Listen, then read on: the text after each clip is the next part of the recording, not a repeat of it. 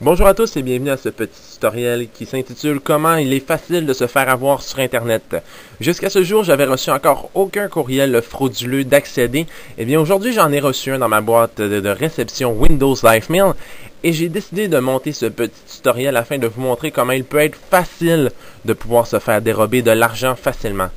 Alors tout d'abord, voici ici ma boîte de courriel. Comme on peut voir ici, par défaut, Windows Live Mail bloque le courriel accédé frauduleux. Mais si vous n'avez pas Windows Live Mail, il se pourrait qu'il ne réussisse à ne pas le détecter, donc vous le recevriez ici dans votre boîte de réception, ce qui n'est pas le cas.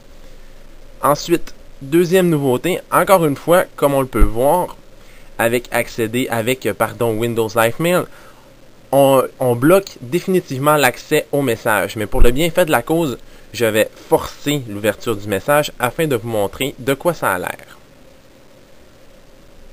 Alors ici, première affaire à faire attention, c'est qu'il y a beaucoup de fautes de français. C'est surprenant pour une grosse multinationale, donc méfiez-vous.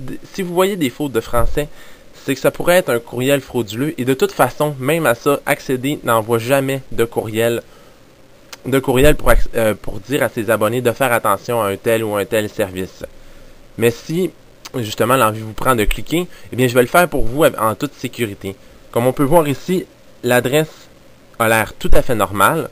On voit un bandeau Desjardins ici et on nous dit que blablabla, il y a eu des modifications, que notre limite de crédit doit changer. On a jusqu'à une telle date pour y aller. Alors ici, on nous donne une adresse qui s'apparente pas, qui est la même chose qu'Accéder. Alors quand on clique dessus, encore une fois, si vous avez Windows XP Service Pack 2, on bloque l'accès à cette page-là. Sinon, on accède à cette page-ci, qui est, comme on peut le voir, une copie identique du site d'Accéder.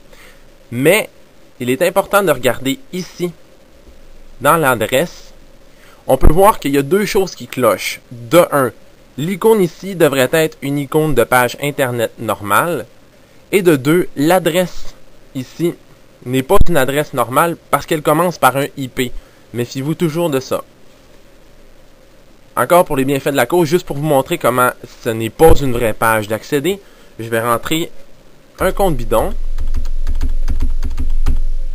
Je ne suis même pas obligé de rentrer un mot de passe, juste pour vous montrer comment ça n'a aucun rapport et c'est bidon. Je fais entrer. Encore une fois, Windows XP Service Pack 2 me bloque l'accès et il me dit de ne pas continuer sur ce site car il pourrait être frauduleux. Mais encore une fois, je vais y aller pareil. C'est un peu long.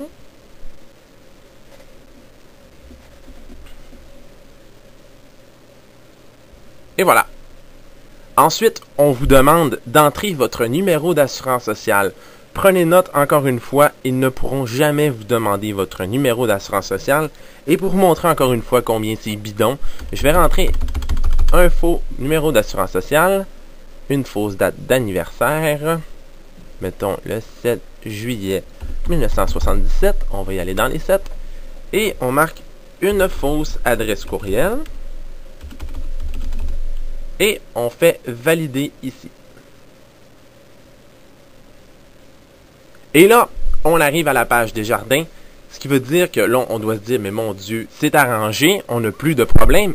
Mais c'est là qu'est l'erreur, parce que la personne qui a fait ça vous donne en confiance en vous rendant directement par la suite sur le site desjardins.com. Mais ce que vous venez de faire, vous venez de lui envoyer toutes les informations concernant votre compte, votre numéro d'assurance sociale. Alors après ça, bonjour les dépenses et bonjour le vol d'identité. Alors la prochaine fois, quand vous recevrez un courriel Accéder, méfiez-vous et ignorez-le toujours, car Desjardins ne peut pas communiquer avec vous par voie de courriel. Bonne journée et ou bonsoir, et j'espère que vous avez apprécié ce tutoriel.